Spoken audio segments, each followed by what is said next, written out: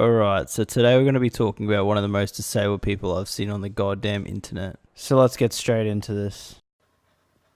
Hey everyone, welcome back to my channel, Aviation Tech and More. If you haven't already, please make sure to subscribe as I have tons of more amazing content coming for you guys. Straight off the bat here, we've got a discounted version of Filthy Frank. Also, I noticed immediately his voice. Now, I'm not there with him in person, but I can already feel him spitting on my face while he's talking about his pod collection. Let's keep watching to see his amazing content. Anyway, in this video, we're doing the third episode of my new video series titled What Happens If.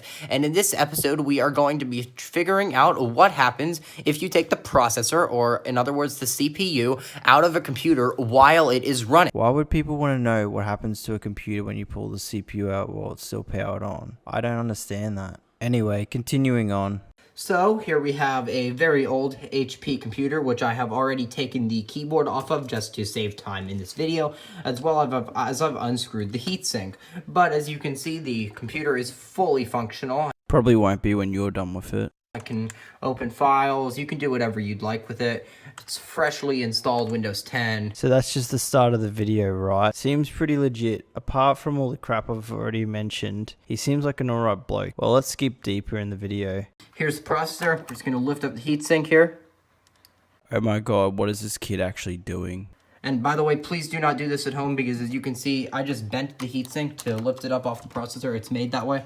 No, it's bloody not, you imbecile. It doesn't take a genius to know that you have to remove the entire assembly off the motherboard to remove the heatsink. So please do not try this at home. Well, duh. Do not try this at home. It will probably damage your computer. And he's probably going to damage the computer. So now we're just going to take the CPU out and we're going to see what happens. Ready? In 3, 2, 1.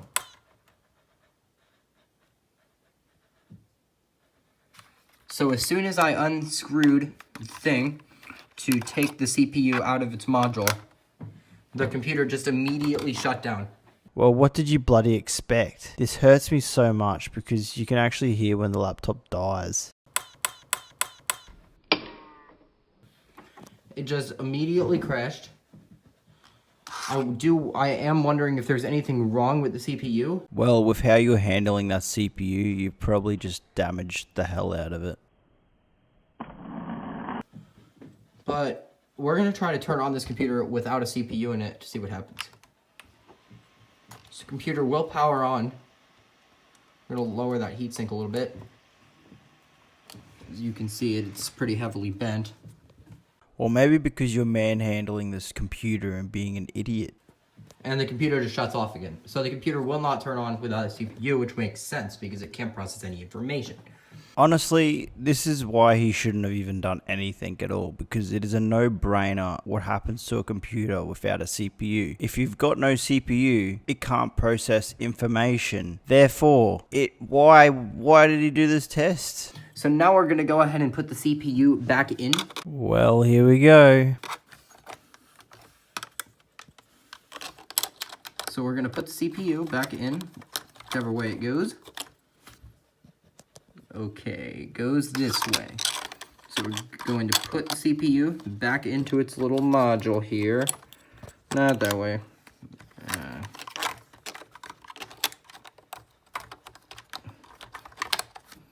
Sorry about the delay, guys.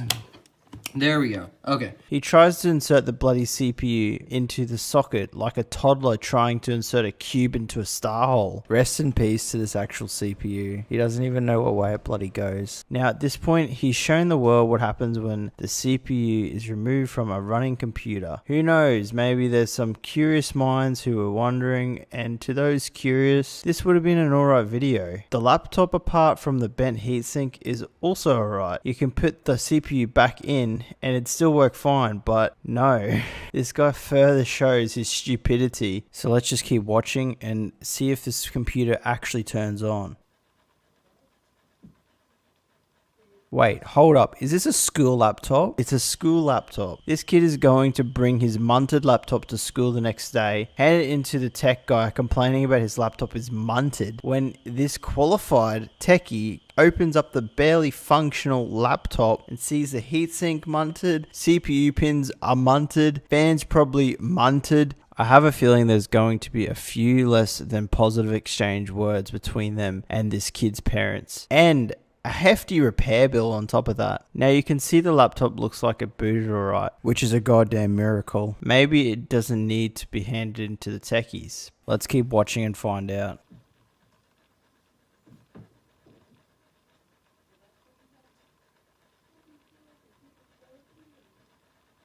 And this computer has always been a little bit slow, so I know that it's taking a second to boot up here, but that is normal. And there we go, guys. The computer still boots up just fine. Let's see if I can open up this file here.